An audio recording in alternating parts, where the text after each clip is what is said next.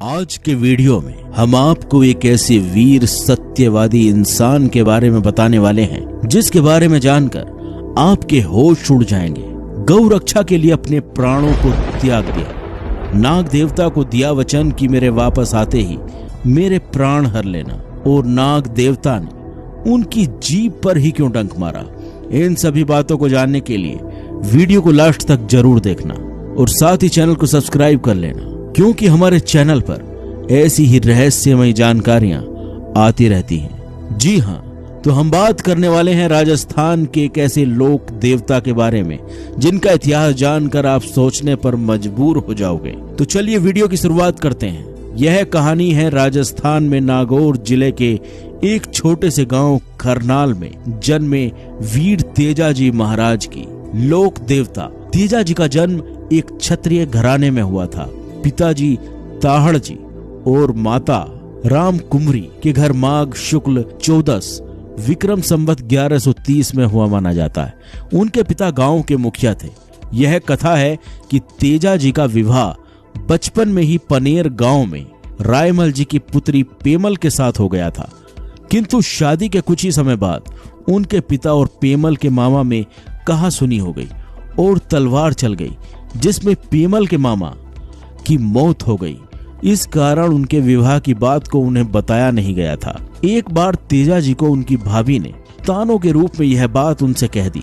तब तानों से त्रस्त होकर अपनी पत्नी पेमल को लेने के लिए घोड़ी लीलण पर सवार होकर अपने ससुराल पनेर गए। वहां किसी अज्ञान के कारण ससुराल पक्ष से उनकी अवज्ञा हो गई। नाराज तेजाजी वहां से वापस लौटने लगे।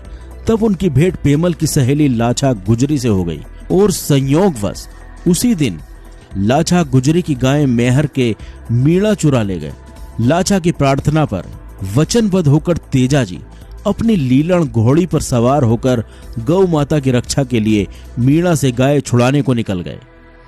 रास्ते में तेजाजी को एक सांप आग में जलता हुआ मिला, तो उन्होंने उस सांप को बचा लिया, किंतु वह सांप जोड़े के बिछुड़ जाने के कारण अत्यधिक क्रोधित हुआ और उन्हें डसने लगा।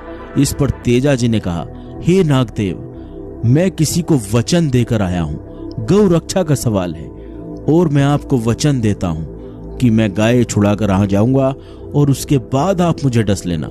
इतना कहकर वीर तेजाजी मीणा के पास पहुंचे और वहां पर घोर संघर्ष करके लाछा गुजरी की गाय छुड़ाई।